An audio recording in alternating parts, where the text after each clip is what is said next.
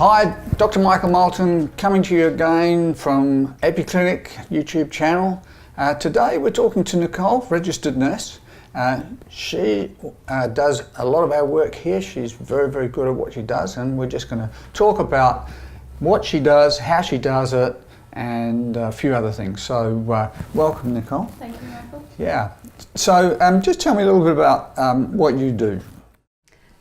So as a registered nurse, and I've done a bit of my graduate diploma in cosmetic nursing. So here I work in injectables and a few other cosmetic procedures that we do at the clinic. Yeah, great. I've heard you do a pretty good lip. I've seen your lips. Thank you. Yeah, very good. Thank you. Very good. Because a lot of people don't do a good job of lips, do they? Yeah, sometimes they can be a little bit overdone. I think a lot of reality TV and things like that, people have seen TV shows that are a bit overdone, but I think it can be done well if done properly. Yeah. So these products that we use, they're prescription-only medications, aren't they? Correct. Yeah. So where do you see the the scope of practice and the role of the doctor and registered nurse in general? We all have our own scope of practice, as you said. So as a nurse, we can only work within our scope of practice. We can't prescribe medications. We can only administer medications that are prescribed by doctors.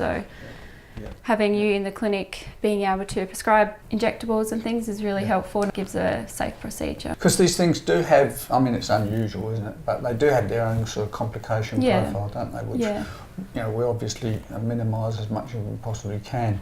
So what do you see as the role of, let's say that you experienced uncommonly, had a complication. What would you do? What would be the process? Immediate emergency care as required, and then getting you in and assessing the patient and providing further care. Always straight up to you as the doctor. It's pretty important, isn't it? There are some of these places that there's no doctor on site, and I'm just wondering, in general, what's the nursing profession think about that?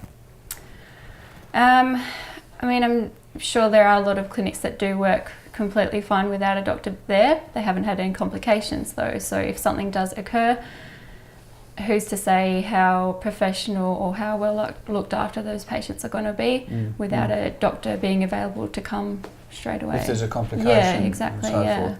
And actually to prescribe the medication in the first place, isn't it? That's right, they're not visually assessing the patient face to face or chatting to them. So now you're kind of talking about Skype consultations and things like that, where the doctor's in another state even, and the registered nurse is in remote situation, and then administering those prescription-only medications. So, I mean, that's legal though, isn't it, in Australia?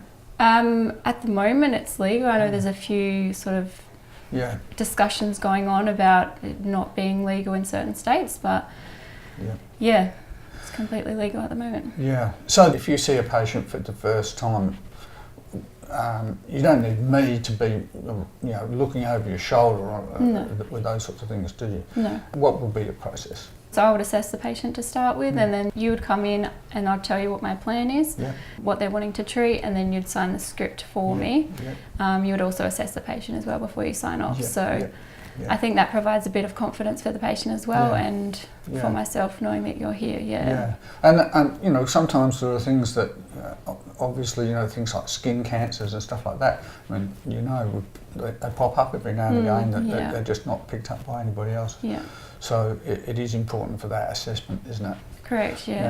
So that's basically the format that every area of medicine, there's the medical model. It's about taking a history from the patient, it's examining the patient properly, it's formulating a treatment plan, and if possible, going ahead with the treatment at some stage. And it's perfectly reasonable to delegate that work to skilled and experienced registered nurses who do a fantastic job.